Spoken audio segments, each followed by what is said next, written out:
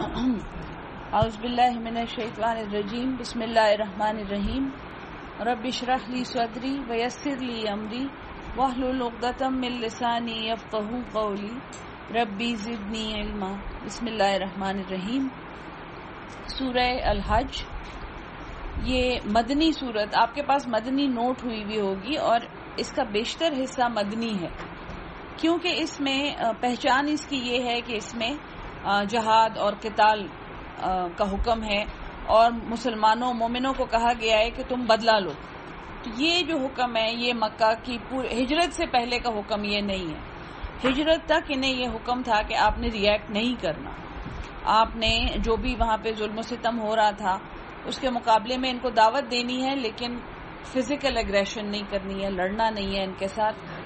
لیکن اس کا ایک اور حصہ ہے جو بہت، یعنی کہ ایک تو حج جو نام ہے اس کا کہ وہ مکہ کے ساتھ افیلیٹڈ ایک چیز ہے، دوسرا اس میں آخرت کا بہت زیادہ ویوڈ بیان ہے، جو عذاب ہیں، قیامت کا جو زلزلہ ہے، پھر اس میں جہنم کے جو عذاب ہیں، پھر اللہ تعالیٰ نے کس طرح معاملہ کرنا ہے اور اس وقت عام انسانوں کا کیا حال ہوگا۔ تو اس لیے یہ مکسڈ صورت ہے، کچھ حصہ ہو سکتا ہے اس کا مکہ میں ریویل ہوا ہو اور کچھ حصہ چند آیات جو ہیں وہ مدنی ہیں، وہ مدینہ میں ریویل ہوئی ہیں۔ جیسے اس سے پچھلی سورت جو تھی سورہ الانبیاء، وہ شروع ہوئی تھی کہ وہ وقت قریب آ گیا ہے اور لوگ جو ہیں وہ غفلت میں بیٹھے ہوئے ہیں، یہ شروع ہوئی تھی نا، وہ اقترب للناس اس طرح کر کے شروع ہوئی تھی۔ تو یہ بالکل اسی طرح اسی ربط میں یہ سورت بھی قیامت کے بیان سے شروع ہو رہی ہے کہ ایک ایسا وقت ہے، ایک ایسی ساتھ ہے جو قریب آ گئی ہے اور اس سے ڈریں آپ لوگ، وہی بیان ہے اس کا بھی۔ بسم اللہ الرحمن الرحیم۔ یا ایھا الناس، اے لوگو، اتقوا، تم ڈرو، ربکم، تمہارے رب سے، انا، بے شک، زلزلۃ الساعۃ، زلزلہ ہلا دینے والا، زلزلہ ہم سب کو پتہ ہے، عربی میں بھی وہی زلزلہ ہے، اردو میں بھی وہی زلزلہ ہے، الساعہ اس لمحے کا، اس وقت کا، اور زیادہ تر یہ الساعہ کر کے آیا ہے، کوئی خاص وقت ہے، قیامت کے وقت کے لیے کہا گیا ہے کہ زلزلہ اس قیامت کا شیء عظیم، ایک چیز ہے بڑی بھاری۔ یوم ترونہا، جس دن تم دیکھو گے، تذہل، بھول جائے گی، کل مرضعۃ، ہر ایک رضاعت کرنے والی، دودھ پلانے والی، عما، جس کو ارضعت، وہ دودھ پلاتی ہے۔ یعنی جس دن یہ زلزلہ قائم ہوگا اس دن ہر دودھ پلانے والی اس کو بھول جائے گی جسے وہ دودھ پلاتی ہے، اپنے بیبی کو، اپنے بچے کو، ٹھیک ہے۔ اور یہ انسانوں کے لیے بھی ہے اور یہ حیوانوں کے لیے، ہر کسی کے لیے ہے۔ یہ نہیں کہا گیا کہ ہر عورت اپنے بچے کو بھول جائے گی، اس طرح یہ ہے کہ ہر دودھ پلانے والی میملز کے لیے ہے یہ، کہ ہر وہ مادہ جو ہے، اور اس یعنی آپ سوچیں کہ جس وقت ماں فیڈ کرا رہی ہوتی ہے بچے کو، کس قدر محبت والا ایک وہ، یعنی بانڈنگ، اس کو انگلش میں بھی بانڈنگ کہتے ہیں، کہ ان کی آپس میں ایک ان کا تعلق استوار ہوتا ہے ماں اور بچے کا، جو وہ بچہ دنیا میں کسی اور کے ساتھ ویسا تعلق نہیں استوار کر سکتا، جو اس وقت اس تعلق کی وجہ سے اس کے دل میں ماں کی محبت آتی ہے اور ماں کے دل میں بچے کی محبت ہوتی ہے۔ تو وہ محبت جو ہے اس کے لیے کہا جا رہا ہے کہ وہ فیلنگ، وہ کنیکشن یا وہ بانڈ جو ہے وہ ٹوٹ جائے گا اس دن۔ یعنی کہ باقی دنیا کے رشتوں کی کیا حیثیت ہے، یہ ماں ہے، اور یہ ماں کے علاوہ یعنی کہ یہ میرے رشتہ دار ہیں، یہ میرے بہن بھائی ہیں، یہ میری اولادیں ہیں، یہ میرا شوہر ہے، یہ میری بیوی ہے، سب سے بڑھ کے بتایا جا رہا ہے۔ اور یہ اسلوب جو بیان کا ہے وہ ایک ایکسٹریم چیز بتا کے یہ کہنا ہے کہ اس کے بارے میں سوچو تو باقی سب کا کیا حال ہوگا۔ تو جس دن دودھ پلانے والی جو ہے وہ اس کو بھول جائے گی، جسے وہ دودھ پلا رہی ہے، اپنے بچے کو بھول جائے گی، وَتَدَعُ، اور ضائع کر دے گی، گرا دے گی، کل ذات حمل، ہر حاملہ، حملہ اپنا حمل، یعنی کہ حمل ساقط ہو جائیں گے۔ ایک تو وہ جھٹکا جو ہے وہ اتنا سخت ہو گیا، یعنی عام زلزلے میں انسان کا حمل نہیں ثابت ہوتا، لیکن کسی اونچی جگہ سے گر جانا، پیٹ میں لات لگ جانا، اس طرح کے چیزیں ہیں، فزیکل فورسز ہیں جس کی وجہ سے حمل گر جاتا ہے، ساقط ہو جاتا ہے. تو ایک تو وہ فزیکل زور اس زلزلے کا اتنا زیادہ ہوگا کہ ایبارشنز ہو جائیں گے، مادہ جو ہیں ان کے حمل ضائع ہو جائیں گے. دوسرا وہ اس وقت گھبراہٹ، جزع و فضا جو ہوگی، وہ ٹینشن جو ہوگی، اس میں بھی اس طرح کے ایکسیڈنٹس ہوں گے لوگوں کے ساتھ.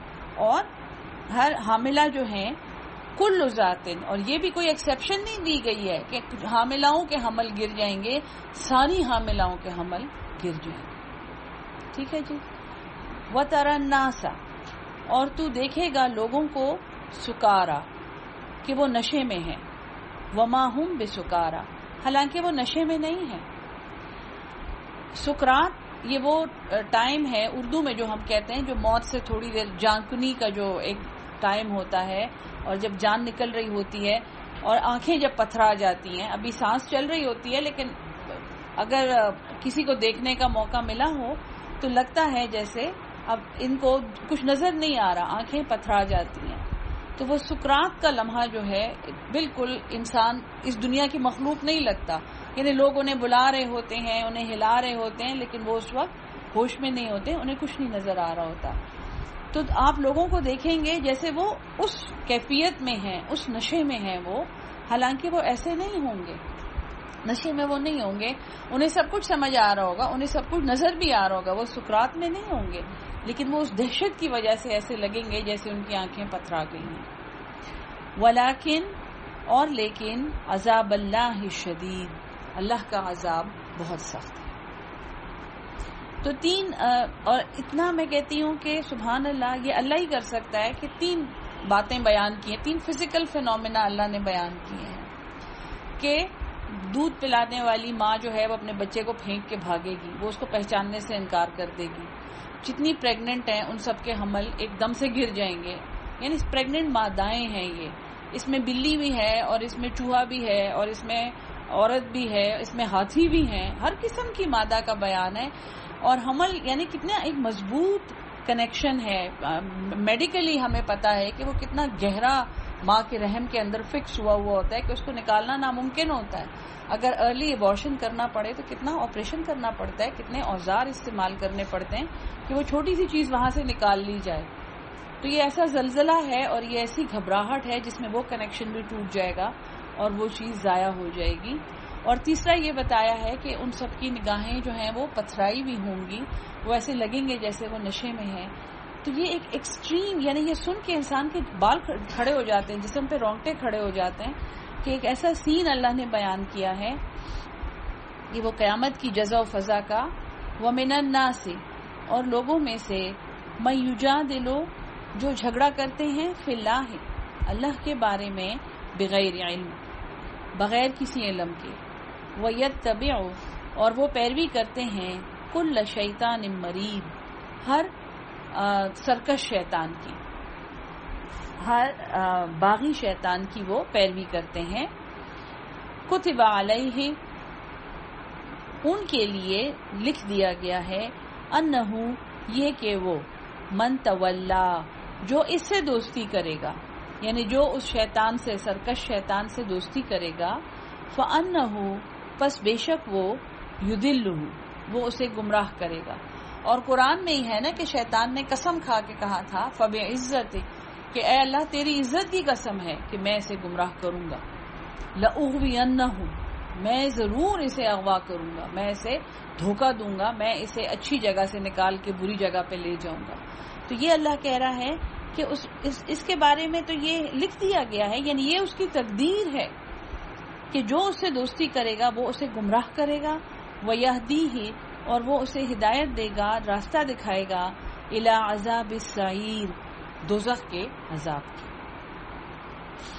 یا ایھا الناس، اے لوگو، ان کنتم فی ریب، اگر تم کسی شک میں ہو، من البعث، اس اٹھ جانے کے بارے میں. بعثت کا مطلب ہے اٹھانا، نبی پیغمبروں کی بعثتیں ہوئیں، انہیں اٹھایا. بعث بعد الموت، موت کے بعد اٹھانا، موت کے بعد دوبارہ سے زندہ کرنا. تو یہ ہے کہ اے لوگو اگر تم کسی شک میں ہو دوبارہ جی اٹھنے کے بارے میں، فَإِنَّا پس بے شک ہم، خَلَقْنَاكُمْ تخلیق کیے ہم نے تمہیں، من تراب مٹی سے. اور یہ کوئی اب سیکرٹ نہیں ہے کہ جو انسان کے ایلیمنٹس ہیں وہ سارے وہی ایلیمنٹس ہیں جو مٹی میں ہیں جی. کاربن ہے، فاسفورس ہے، نائٹروجن ہے، جو بھی آکسیجن ہے، جو کچھ ایلیمنٹس یعنی جو ایلیمنٹس ہیں اسی کا انسان بنا ہوا ہے، اسی مٹی کا بنا ہوا ہے انسان. کہ ہم نے تمہیں مٹی سے پیدا کیا ہے، ثم من نطفہ پھر ایک نطفے سے، ثم من علقہ پھر ایک لٹکے ہوئے خون کے لوتھڑے سے، معلق یہ ہے نا، تو اس طرح ایک جمے ہوئے خون سے، ثم من مدغۃ پھر مدغہ گوشت کی ایک بوٹی، ایک ٹکڑا گوشت کا، مخلقۃ جس کی کچھ شکل بنی ہوئی ہے، وغیر مخلقۃ اور کچھ اس کی شکل ادھوری ہے، نہیں بنی ہوئی ہے، لنبینا تاکہ ہم ظاہر کر دیں، لکم تمہارے لیے. یہ پوری سیریز اللہ بتا کے، اور یہ سیریز قرآن میں مختلف جگہوں پہ یہ الفاظ آئے ہیں، نطفہ ہے، پھر علقہ ہے، پھر مدغہ ہے، مخلقہ وغیر مخلقہ.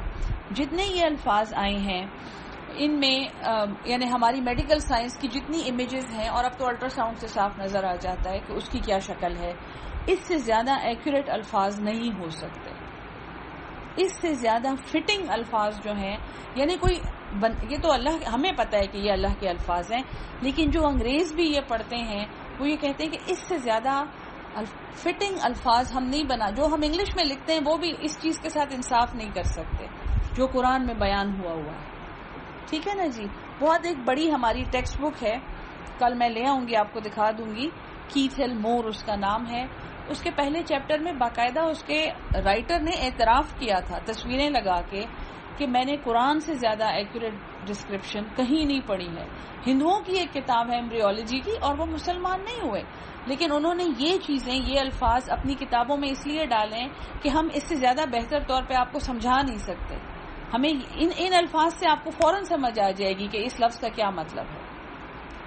تو یہ الفاظ جو ہیں نطفہ اور پھر علقہ، علقہ جمع ہوا خون، کلاٹ انگلش میں جس کو کلاٹ کہتے ہیں، اور بالکل وہی شکل ہوتی ہے، ایک کلاٹ ہی ہوتا ہے. اور لیکن اس میں کیا بات ہوتی ہے کہ ایک کلاٹ ہوتا ہے اور ایک پتلا سا اس کا ایک کنیکشن ہوتا ہے بلڈ ویسلز کا جو یوٹرس کے ساتھ کنیکٹڈ ہوتا ہے، تو وہ معلق ہوتا ہے. ٹھیک ہے نا جی. اور مدغہ جو ہے اس کو چبایا ہوا گوشت، ایک تو چبایا ہوا گوشت ہے، دوسرا اس کی شیپ جو ہے وہ لیچ جیسی ہے، یہ وہ لوگ جونک جو لگواتے ہیں نا. تو یعنی یہ جو لفظ ہے نا، میں کہتی ہوں ایک تو وہ بچہ بیبی جو ہوتا ہے وہ ہوتا بھی جونک ہے، اس کا وہ جو کنیکشن ہے وہ خون چوسنے کے لیے ہوتا ہے ماں کے ساتھ، بالکل اس کی جونک کی مثال ہے. پھر وہ اور جونک تو سموتھ ہوتی ہے، یہ سموتھ نہیں ہوتا، یہ جو ہمارے ورٹیبرا ہیں یہ بننے شروع ہو گئے ہوتے ہیں. تو وہ بالکل جیسے چوئنگم نہیں ہوتی، چوئنگم چبا کے آپ کبھی دیکھیں نا، بالکل وہ چیز ہوتی ہے وہ. تو اس سے زیادہ بہترین لفظ اس کے لیے ہو ہی نہیں سکتا مدغہ کا لفظ جو ہے. اور کچھ اس کی شکل بنی ہوئی ہے، اس کی آنکھیں ہیں چوزے جیسی لیکن ناک نہیں ہے، منہ نہیں ہے، یہ چیز نہیں ہے، لیکن پیچھے ورٹیبرا جو ہے وہ بننا شروع ہو گیا ہے. پھر اس کا پیٹ نہیں ہے لیکن اس کا لیور بننا شروع ہو گیا ہے، اس میں خون بھی بن رہا ہے. تو کچھ بنا ہوا ہے اور کچھ نہیں بنا ہوا ہے. بہت ہی یہ خوبصورت ڈسکرپشن ہے. اور یہ سب کچھ اللہ نے کیوں کیا ہے، اس کا مقصد کیا؟ ایک دم سے اللہ یوں کر کے بیبی بھی تو ہوا میں سے بنا سکتا تھا، حضرت عیسیٰ بھی تو پیدا ہوئے تھے، حضرت آدم بھی تو پیدا ہوئے تھے. ہم نے یہ سب کچھ کیوں کیا ہے؟ لِنُبَيِّنَ لَكُمْ تاکہ ہم روشن کر دیں تمہارے لیے، ہم بیان کر دیں تمہارے لیے، ہم ظاہر کر دیں تمہارے لیے اپنی قدرت کو، کہ تم یہ سمجھتے ہو کہ تم دوبارہ زندہ نہیں ہوگے، اور تم جس شکل میں اس دنیا میں چلتے پھرتے ہو تم اس شکل میں سے اور کہیں نہیں جاؤ گے، بس تم اس طرح زمین کے اندر دب جاؤ گے اور یہ قصہ ختم ہو جائے گا. تو ہم نے یہ سب کچھ اس لیے کیا ہے.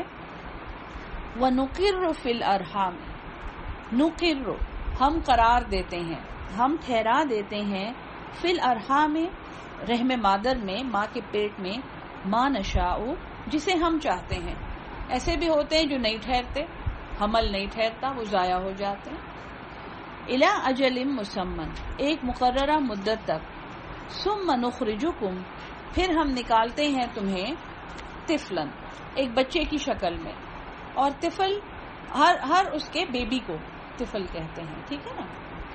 ثم، پھر، لتبلغوا، تاکہ تم پہنچ جاؤ، اشدکم، ایک شدت کو، تمہاری شدت، اور شدت کا زمانہ جو ہے یہ جوانی کو کہا گیا ہے کہ انسان کی ساری، یعنی ایون جسم بھی اتنا اسٹرانگ ہوتا ہے، اس کی سکن اور اس کے بال اور اس کی نظر اور اس کی حسیات اور اس کی جبلتیں اور اس کی شہوتیں، سب کچھ بالکل شدت پہ ہوتے ہیں. نیند بھی بہت گہری ہوتی ہے، اور انرجی بھی، بھاگنے کی قوت بھی بہت زیادہ ہوتی ہے، کام کرنے کی قوت بھی، غصہ بھی بہت آتا ہے، رونا بھی بہت آتا ہے، وہ ساری چیزیں ایک میکسیمم پہ ہوتی ہیں اس وقت. تو ہم تمہیں بچے کی صورت میں پیدا کر کے پھر تم جوانی میں پہنچتے ہو، بلوغت میں پہنچتے ہو. وَمِنْكُمْ مَن يَتَوَفَّى، اور تم میں سے کوئی فوت ہو جاتا ہے، جیسے جوانی میں فوت ہو جاتا ہے اسے اللہ لے لیتے ہیں. وَمِنْكُمْ، اور تم میں سے، مَن يُرَدُّ، کوئی پہنچ جاتا ہے، اِلَىٰ أَرْذَلِ الْعُمُرِ، ارذل، نکمی، بیکار، ایسی ایک عمر میں پہنچ جاتا ہے، لِكَيْ لَا، تاکہ وہ نہیں، یعلم، جانتا ہے، من بعد علم، علم کے بعد، شیئا، کچھ بھی. تو ایک بہت خوبصورت تمثیل ہے. ایک وہ قیامت کی تمثیل تھی، انتہائی وہ دہشت سے بھری ہوئی ایک تمثیل تھی. یہ ساری جو اللہ تعالیٰ نے، یہ آیت جو ہے پوری ایک یہ کریشن اور ایوولوشن کے بارے میں ہے کہ اگر تم یہ سمجھتے ہو کہ تم اسی شکل میں ہمیشہ رہو گے، اور انسان کی فطرت ہے نا، جب بچہ ہوتا ہے تو اس کو یہ نہیں پتا ہوتا کہ میں بڑا بھی ہوں گا اور میں ایسا بن جاؤں گا. جب جوان ہوتا ہے تو وہ یہ نہیں کہتا میں بوڑھا بھی ہو جاؤں گا اور ایسا بن جاؤں گا. اپنے علاوہ ہم ہر کسی کو دیکھ کے کہتے ہیں اللہ اتنی بوڑھی ہو گئی ہے، اپنے یہ نہیں ہے، ہم بھی تو، ہماری بھی وہی عمر ہے جو ان کی ہے، ہم بھی ایسے ہی اب لگ رہے ہیں. وہ تو اتنی خراب ہو گئی ہیں بیچارے، وہ اتنے کمزور ہو گئے ہیں، وہ ہو گئے ہیں، ٹھیک ہے نا. تو انسان ایک عمر میں جب ہوتا ہے تو وہ اگلی عمر کا نہیں سوچ رہا ہوتا. جب پچھلی باتیں کرتا ہے کبھی کبھی دل لگی کے لیے یاد کرتا ہے، آگے کا نہیں سوچ رہا ہوتا وہ، ٹھیک ہے. ہاں ہاں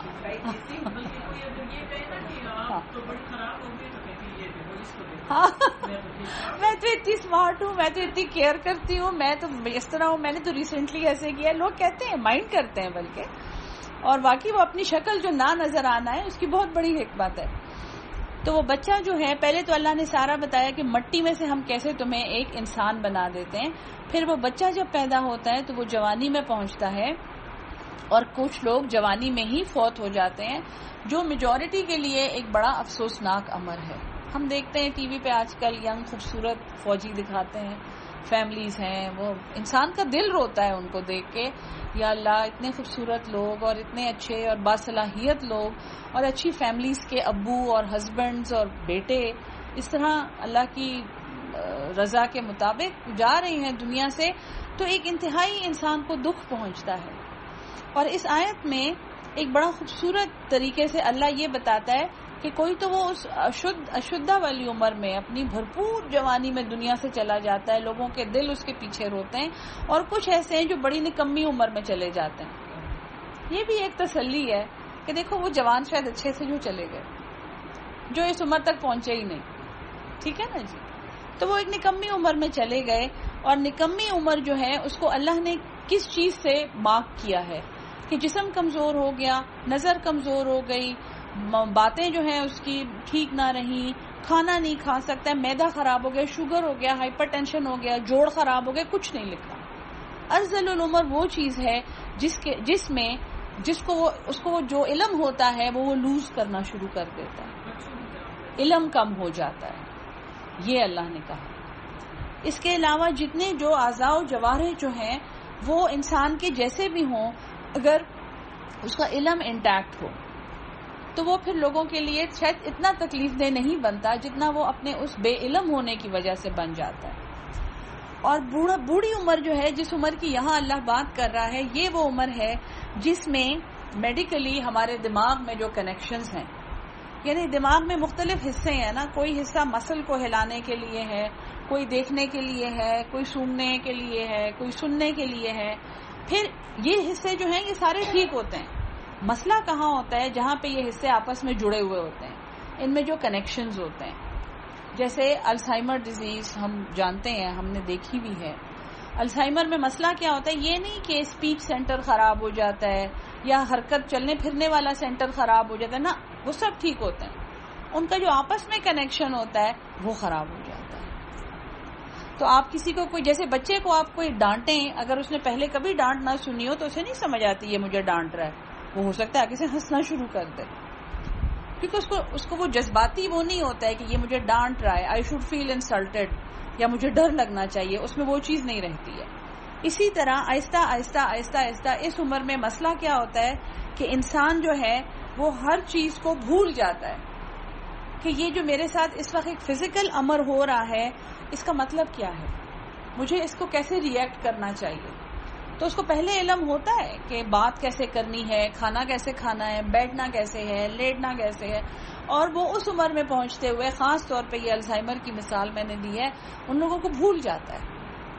حتیٰ کہ ایسے مریض میں نے دیکھے جن کو یہ بھول جاتا ہے کہ میں نے نگلنا ہے، وہ نوالا ڈال کے ان کو بھول جاتا ہے کہ میرے منہ میں نوالا ہے. جیسے بیبیز کا بھی ہوتا ہے نا، جب اس کو نیند آتی ہے اب اس کو ایسے ایسے کرتے ہیں کہ یہ تو تم اندر کر لو نا، ابھی باہر نکال دو گے، ٹھیک ہے نا. تو اس عمر سے اللہ ہم سب کو پناہ دے. ایک بہت ہی محتاجی کی عمر ہے، اور اس کی نشانی اللہ نے کہی ہے کہ اس کا علم ختم ہو جاتا ہے، وہ ناسمجھ ہو جاتا ہے.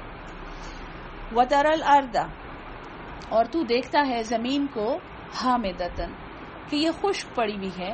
فَإِذَا أَنزَلْنَا عَلَيْهَا الْمَاءَ، پھر ہم نے اتارا اس پر پانی. اہتزت، وہ تر و تازہ ہو گئی. وربت، اور ابھرنے لگی. وانبتت، اور اگانے لگی. من کل زوج بہیج، ہر ایک جوڑا جو بڑا رونق والا ہے، وہ رونق ہے، خوبصورت ہے.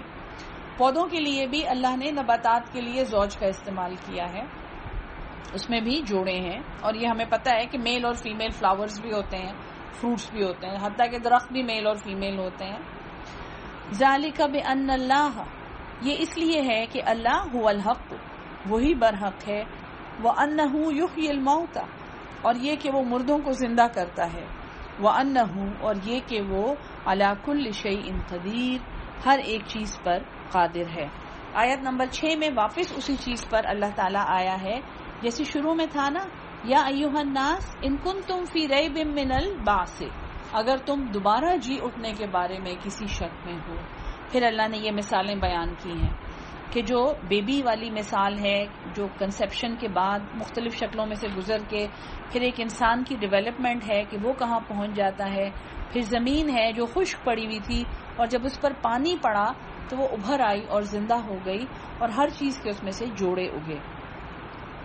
یہ اس لیے کہ اللہ برحق ہے اور وہ مردے کو زندہ کرتا ہے. یعنی یہ نشانیاں سن کے، اور یا ایھا الناس ہے، یا ایھا الذین آمنوا نہیں ہے، یا ایھا الناس، یعنی ہر جس میں اتنی سی عقل ہے اس کو یہ سمجھ آ جائے گی کہ ہاں بات تو بالکل ٹھیک ہے. وہ اتنا سا بیج تھا جس میں سے اب یہ پوری بیل اگی ہوئی ہے اور ہم روزانہ اس میں سے توریاں توڑ رہے ہیں. وہ اتنا سا ہی ایک بیج تھا جو ہم نے مٹی میں ڈالا اور اس کو ہم نے پانی دیا، بس اس سے اتنا پیدا ہو گیا کہ محلے والے بھی لے جا رہے ہیں. تو یہ زندگی کی کریشن کی ایک کہانی ہے. تو اللہ کہتا ہے کہ اسی طرح وہ مردوں کو زندہ کرے گا اور وہ ہر چیز پر قادر ہے. وَأَنَّ السَّاعَةَ، اور یہ کہ وہ گھڑی جو ہے، آتیتن، وہ آنے والی ہے، لا ریب فیہا، اس میں کوئی شک نہیں ہے. وَأَنَّ اللَّهَ، اور یہ کہ اللہ، یبعث، وہ دوبارہ اٹھائے گا، من فی القبور، جو کچھ قبروں میں ہے. وَمِنَ النَّاسِ، اور لوگوں میں سے، مَن یُجادل فی اللہ، جو جھگڑتا ہے اللہ کے بارے میں، بغیر علم، بغیر کسی علم کے، ولا ہدن، اور بغیر کسی ہدایت کے، ولا کتاب منیر، اور بغیر کسی روشن کتاب کے. ثانیہ عطفہ، ثانیہ موڑے ہوئے، عطفہ گردن، اپنی گردن، یعنی گردن اکڑا کے. اکثر جو عام بحثوں میں بھی آپ نے لوگوں کو دیکھا ہوگا، لیکن ریلیجس بحثوں میں اکثر اگر آپ نیوٹرلی دیکھیں ایک ریلیجس بحث کو، جیسے مناظرے ہیں اور مختلف قسم کے یہ فرقوں کے جو علماء آپس میں ان کو وہ اختلافی مسئلوں پہ سامنے لاتے ہیں، یا یہ جو بڑے بڑے فتوے دینے والے، خاص طور پہ تکفیری فتوے دینے والے عالم جو ہیں، یہ کافر ہیں، یہ کافر ہیں، یہ واجب القتل ہیں، تو نیوٹرلی اگر آپ ان کو دیکھیں تو آپ کو ان میں ایک خاص نخوت اور تکبر نظر آتا ہے. یعنی انسان، وہ آپ کو عاجز انسان نہیں نظر آتے وہ لوگ. تو اللہ تعالیٰ یہاں کہہ رہے جو اللہ کے بارے میں بغیر کسی علم کے لڑتا ہے، کیونکہ تکفیری فتوے جو ہیں، خاص طور پہ تکفیری فتوے، کسی کو کافر کہنا، اس کے اوپر بھی فتوے دیے گئے ہیں بڑے بڑے اماموں کی طرف سے کہ تکفیری فتوے دینے والے جو ہیں ان کے مفتی ہونے کی سند واپس لے لی جائے، ان کو مفتی بننے کی اجازت نہیں. کیونکہ امام حنبل سے یا امام مالک ہیں کہ ان کا قول ہے کہ میں سارا دن اتنے کافروں کو مومن کہتا ہوں کیونکہ میں ڈرتا ہوں کہ میں کسی دن کسی مومن کو کافر نہ کہہ دوں. تکفیری فتوے سے میں اتنا ڈرتا ہوں کہ میں کافر کو مومن کہہ دوں، خیر ہو سکتا ہے وہ مسلمان ہو جائے، کچھ نہیں ہوتا، لیکن میں کسی مومن کو کافر کہنا نہیں افورڈ کر سکتا. یہ بہتان ہے، اور بہتان گناہ کبیرہ ہے. ٹھیک ہے نا جی. اور کسی کے دل کا کسی کو نہیں پتا، تو وہ گردنیں اکڑا کر بیٹھے ہیں لیذل، تاکہ وہ گمراہ کر دیں عن سبیل اللہ، اللہ کے راستے سے. لہو فی الدنیا خزی، ان کے لیے دنیا میں رسوائی ہے. ونذیقہ، اور ہم اسے چکھائیں گے یوم القیامت، قیامت کے دن، عذاب الحریق، بھڑکتی ہوئی آگ کا عذاب. ٹھیک ہے جی. ذالک بما قدمت، یہ اس لیے ہے، یعنی اس سے کہا جائے گا کہ یہ اس لیے ہے جو آگے بھیجا ہے یدا کا تیرے ہاتھ نے. وان اللہ، اور یہ کہ اللہ، لیسا، وہ ایسا نہیں ہے، بظلام للعبید، کہ وہ ظلم کرے اپنے بندوں پر. ومن الناس، اب یہ پہلی جو اگزامپل دی آیت نمبر 10 تک، یہ ایکسٹریم لوگوں کی ہے. ایک وہ لوگ ہیں جو اللہ کے بارے میں بغیر کسی علم کے لڑتے ہیں، اور یہ وہ لوگ ہیں جو آخرت کے انکاری ہیں. ان کے بارے میں کہا گیا ہے کہ یہ گردنیں اکڑاتے ہیں اور اللہ کی راہ سے روکتے ہیں، ان کے لیے دنیا میں رسوائی ہے اور آخرت میں یہ بھڑکتی ہوئی آگ میں پڑیں گے. تو یہ ایک ایکسٹریم اگزامپل دی گئی ہے. دوسری اب اگزامپل اللہ دے رہا ہے، وَمِنَ النَّاسِ، اور لوگوں میں سے، مَن يَعْبُدُ اللَّهَ، جو اللہ کی عبادت کرتے ہیں، عَلَى حَرْفٍ، ایک کنارے پر رہتے ہوئے. یہ ہم جیسے لوگ ہیں، بین بیچ بیچ میں رہنے والے، انلائٹنڈ ماڈریشن والے لوگ، انلائٹنڈ بھی ہیں اور ماڈریٹ رہنے والے لوگ بھی ہیں، نہ اس ایکسٹریم میں جاتے ہیں اور نہ اس ایکسٹریم میں جاتے ہیں. یہ کہتے ہیں کہ ہم بڑے ماڈریٹ لوگ ہیں، ہم بیچ میں رہنے والے لوگ ہیں. تو یہ اللہ کی عبادت کرتے ہیں علی حرف، ایک کنارے پر. فَإِن، اور ان کے حرف کی اب ڈیفینیشن اللہ بتا رہا ہے کہ ان کا اس طرز عمل، ویسے تو وہ آپ کو بڑے ماڈریٹ لگتے ہیں اور وہ ہر چیز میں کہتے ہیں کہ جی ہاں اللہ نے ہمیں امت وسط بنایا ہے اور ہم تو بالکل بین رہنے والے لوگ ہیں، ہم نہ ان کو برا کہیں گے اور نہ ان کو برا کہیں گے. تو ہسٹوریکلی یہ کون سے کیریکٹر تھے جو خود تو برے کام نہیں کرتے تھے لیکن برے کام کرنے والوں کو نہیں روکتے تھے؟ ہمیں پتہ ہے قرآن سے یہ کون سے کیریکٹرز تھے. یہ اصحاب سبت کے وہ لوگ تھے جو پھر اپنے کزنز کے ساتھ وہ بھی بندر بن گئے اور ان پہ بھی عذاب آ گیا کیونکہ وہ منع نہیں کرتے تھے. وہ یہ کہتے تھے بس جی ہم نہیں کرتے یہ برا کام، اور ہم یہ بری بات ہے، ہم ان کا کیوں دل دکھائیں، ہم انہیں کیوں کہیں. تو یہ وہ حرف پہ رہنے والے لوگ ہیں. اور ان کی پہچان کیا ہے؟ فَإِنْ أَصَابَهُ خَيْرٌ، جب انہیں کوئی بھلائی پہنچتی ہے، نِطْمَأَنَّ بِهِ، تو وہ اطمینان میں ہوتے ہیں اس سے. یا اللہ شکر ہے، ھذا من فضل ربی، اللہ کا بڑا کرم ہے جی ہم لوگوں پہ، ہم تو بہت مترفین جیسے ہوتے ہیں، سب کچھ ہماری ضروریات پوری ہیں، کوئی محتاجی نہیں ہے، ہم بڑے اطمینان سے ہیں. اور اس اطمینان میں ان کی پہچان کرنی مشکل ہوتی ہے. آپ کو لگتا ہے یہ بہت اچھے لوگ، ہم بہت اچھے لوگ ہیں، ہم اللہ کا ذکر کرتے ہیں، نمازیں پڑھتے ہیں، درس کرتے ہیں، پڑھائیاں کرتے ہیں، تراویح پڑھتے ہیں، اپنی طرف سے روزے رکھتے ہیں، زکوٰۃ دیتے ہیں، ہم بہت اچھے لوگ ہیں. ٹھیک ہے نا جی. الحمدللہ اللہ کا بہت بڑا فضل ہے ہمارے اوپر. وَإِنْ أَصَابَتْهُ فِتْنَةٌ، اور جب انہیں اسے کوئی آزمائش پہنچتی ہے، نِنْقَلَبَ، تو وہ پلٹ گیا، عَلَى وَجْهِهِ، اپنے منہ کے بل۔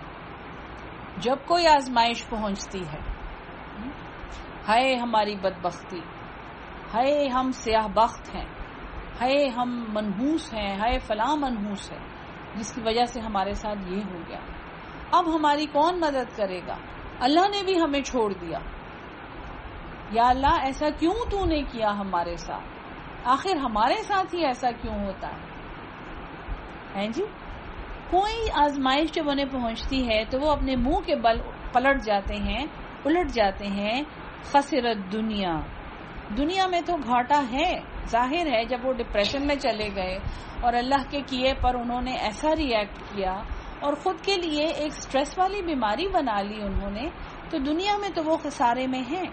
والآخرہ، اور آخرت کا خسارہ، کیونکہ انہوں نے اتنا کچھ ہونے کے باوجود اللہ کی حکمت کو ماننے سے انکار کیا، بلکہ انہوں نے دنیا کے لیے ایک مثال بنائی اپنے اس واویلے میں کہ اللہ تعالیٰ ہمارے ساتھ ایسا نہیں کر سکتا، ہم یہ نہیں ڈیزرو کرتے۔ ٹھیک ہے جی۔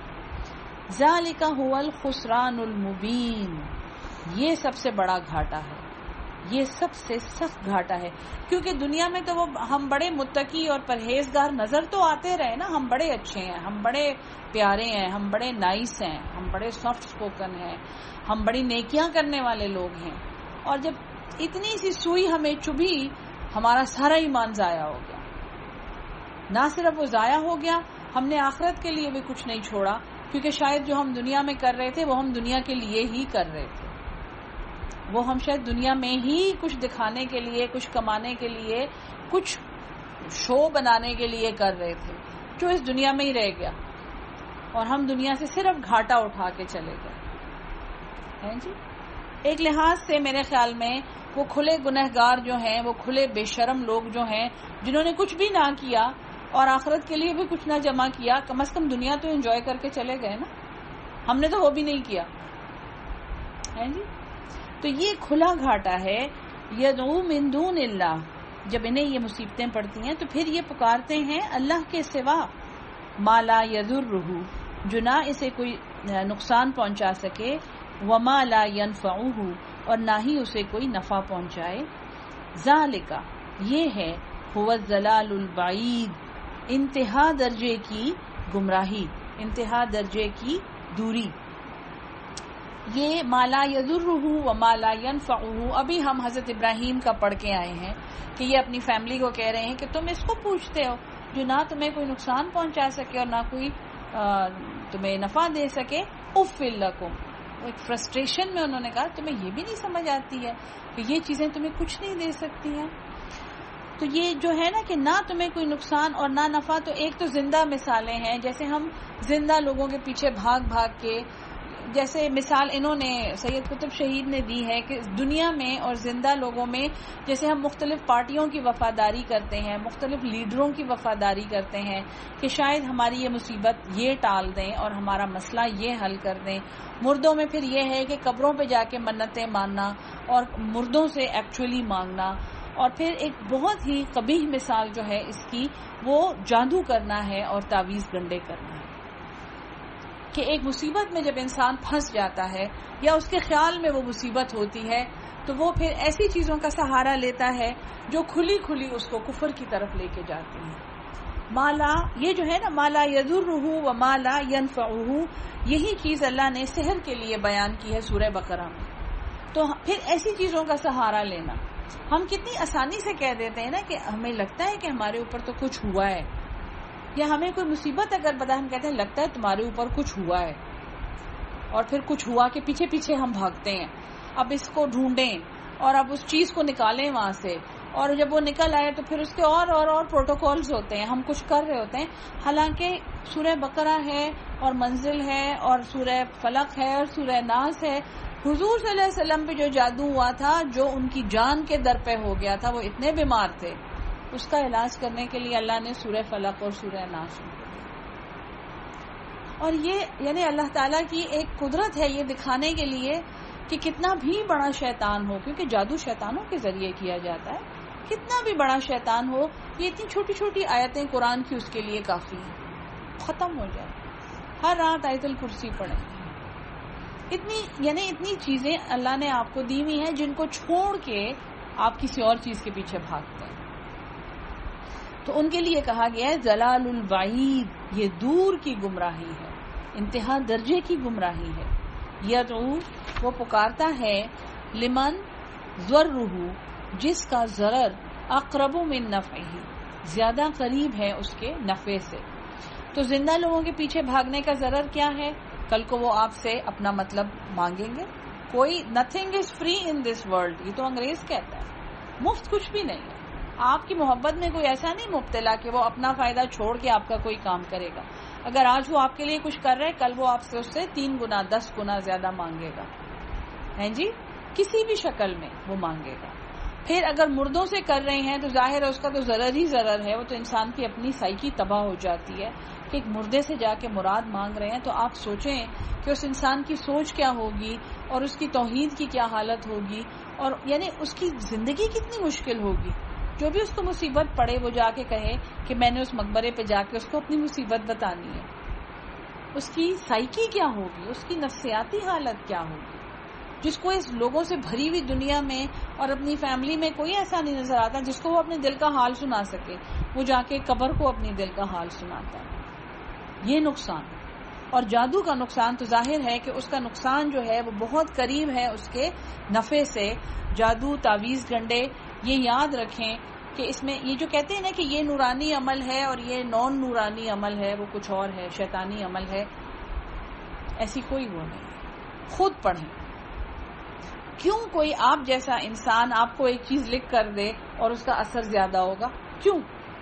آپ خود ہی لکھ لیں نا. اور لکھنے سے زیادہ آپ وہ بولیں، آپ وہ پڑھیں اور آپ اسے سمجھیں. ہم نے دعا پڑھی لا الہ الا انت سبحانک انی کنت من الظالمین. اس سے بڑی دعا نہیں ہے. ربنا ظلمنا انفسنا، ہم نے ظلم کیا، اپنی غلطی ماننا، خود احتسابی کرنا.